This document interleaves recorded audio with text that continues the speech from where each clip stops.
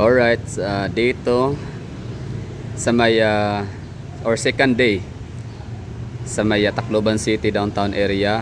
And yun na nga, ano, bali ano na tayo dito, punta na tayo ng kainan ulit para ipakita ko sa inyo yung hitsura ng Tacloban City by the bay. By the bay, hindi yung Pantalan area. Kung gano'ng kaganda dito. Kasi nung kumain tayo kahapon, like na saan ano yan mga alas 7.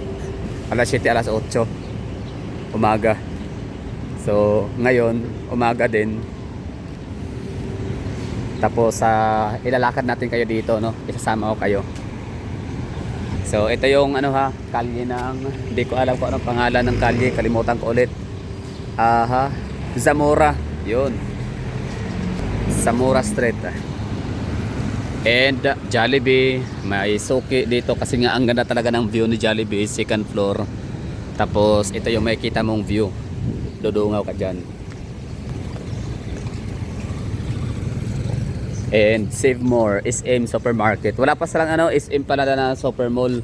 Save More Market lang. Para lang siyang grocery store lang, ganon.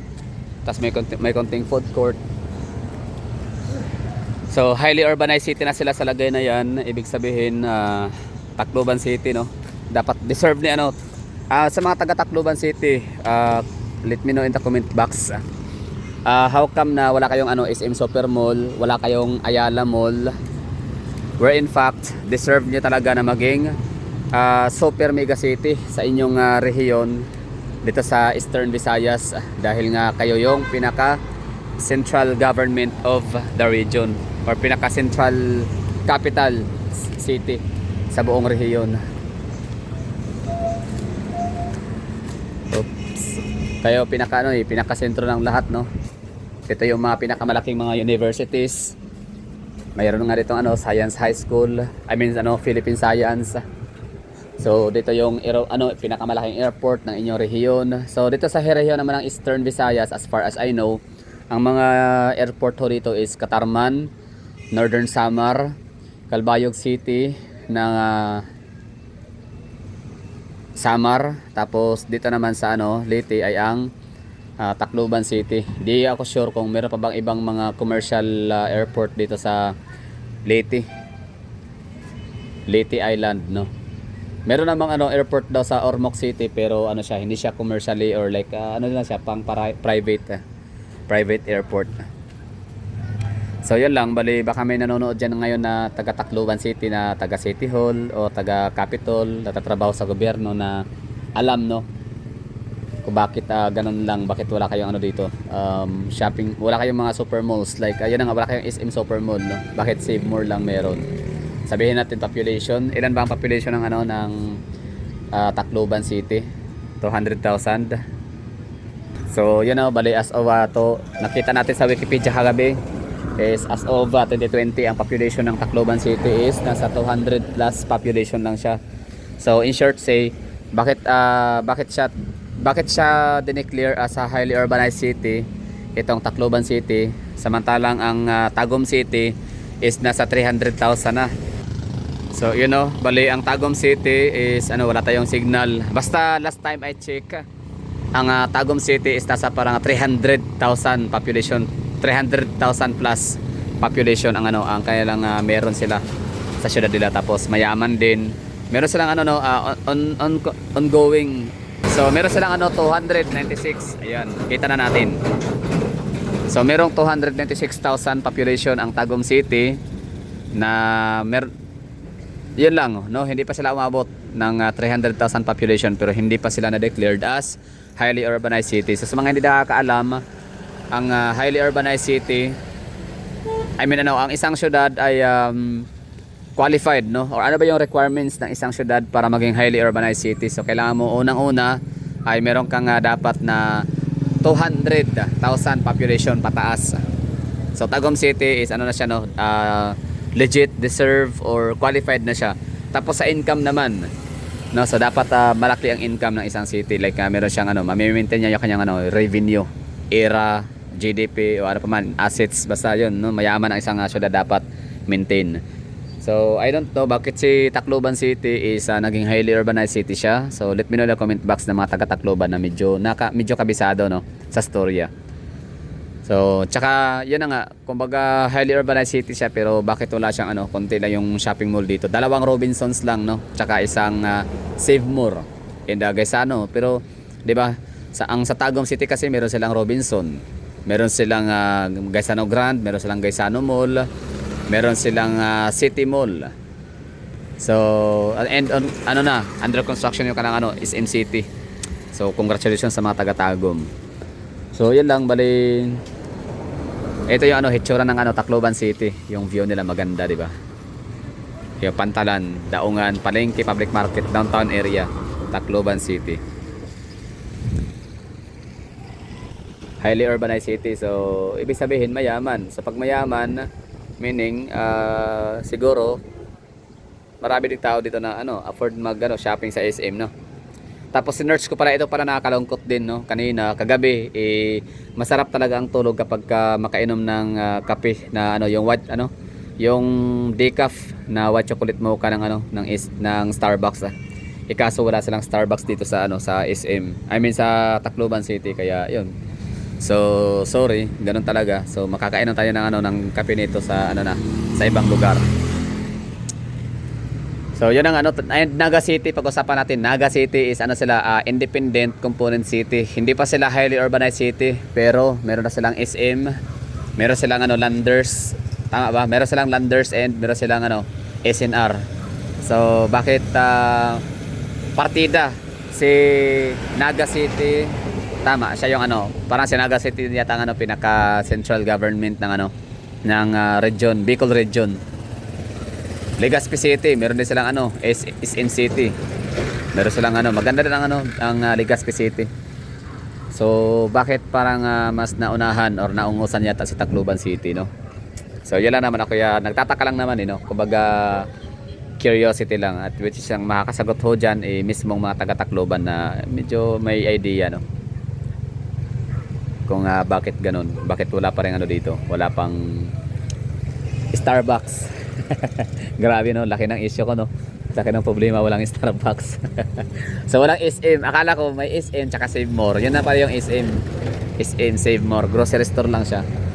Okay, so yan lang, bali ito yung magandang lugar dito sa Tacloban City, yung pinaka downtown area nila. Tapos yun nga, magja-Jollibee ka, dine-in ka, tapos ito yung scenario, ganda, di ba? Ito yung scenery nila dito, napakaganda tignan.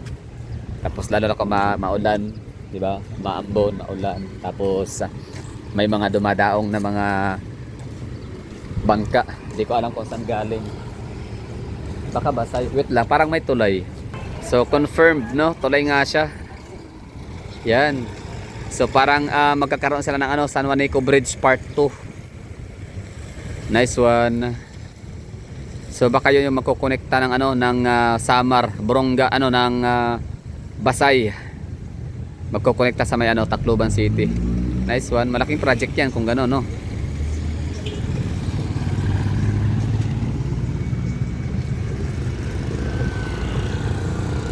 So sabi nung pala kagabi, tricycle driver, share ko lang na dati daw malinis ang Tacloban City. Ngayon ay napapabayaan na ang syudad nila. Hindi na sila ganun ka linis, hindi sila ganun ka medyo antay din na daw talaga tignan ang kailang mga kali dito. So for example, yung basurahan, tinanggal na nila yung dating mga garbage truck na hindi maaamo yung yung basura, yung baho. So ngayon na siya, madumi na daw at makalat. Yan ang sabi ng tricycle driver. Kasi tinanong ko siya kagabi kung bang changes ng Tacloban City 10 years ago. So sabi niya may mga improvements naman, marami. Pero may mga kapasin-pasin din talaga daw na kung may improvements, meron daw parang imbes na daw na magka-high-tech na daw yung kailang facility pagdating sa basura, pero garbage truck, garbage collector, pero ang nangyari parang bulok na daw yung mga tao nito, yung mga trucks, no, naghahakot ng truck na lang, hindi na garbage truck ang naghahakot, kundi mga dump truck na, mga ganun truck, yung mga makalumang style. Okay, so ito yung Rizal Street na kung diretsuhin mo to dito, meron diyang parang paakyat. Steep. Steepest hill. Saan kaya papunta yan, no? I don't know. Marami ditong ano, no, mga one way road sa lugar. Rizal Street. O, diba? Good morning, Tacloban City. Ang ganda pa rin ang lugar. Kahit pa sabihin ni Kuya ang driver kagabi na madumi ang ano na kalsada, napabayaan yung ano nila, yung kalinisan, yung maintenance sa syudad. Still maganda pa din. So, akyat tayo sa ano, no, pinakamataas na hagdanan. Sa Mount Jollibee, okay? Mount Jollibee, Stairway to Heaven, Tacloban City, Philippines. Tarek na. Yeah.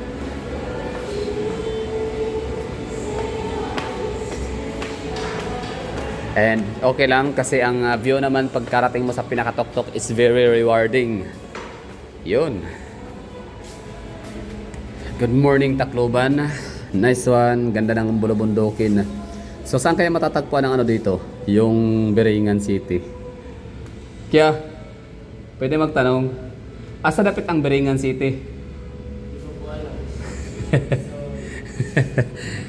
Joke lang, joke. So Biringan parang pinaka-myth, no, ng ano, ng Samar and Leyte.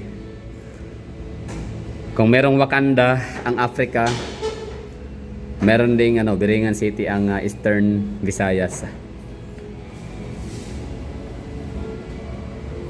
So yun lang, good morning. So it's my day 2 sa may Tacloban City. Wala lang, ano bang ginagawa natin dito? Chill lang, pahayahay, kain tulog, lakwatsa, gala-gala. Yun, tingin-tingin sa mga paligid-ligid kung anong meron na. And syempre, punta rin tayo ng ano, Ormoc City. Puntahan, bisitahin natin yung lugar ng mag-asawang Richard Gomez and Lucy Torres. Na hindi naman talaga lingid sa ating kaalaman na yung dalawa na yon ay very vocal ho sila sa kanilang suporta ng war on drugs ni Duterte. Kasi nga, alam nyo na, Albuera Leyte, Ormoc City is malapit lang siya sa di ba? Albuera Leyte, kung saan ang Albuera Leyte is pinamugaran ng maraming mga drug cartel or yung mga drug syndicate na mga Espinosa family. Di ba napatay yung si Vice Mayor ba yun or Mayor Espinosa, tatay ni Kerwin Espinosa, na yun na nga, pinalaya na rin. Malaya na ba si parang pinalaya data si nakalaya na yata, free na, pinalaya na si Kerwin Espinosa at siya na yung ginawang parang state witness na siya ngayon against Duterte about war on drugs.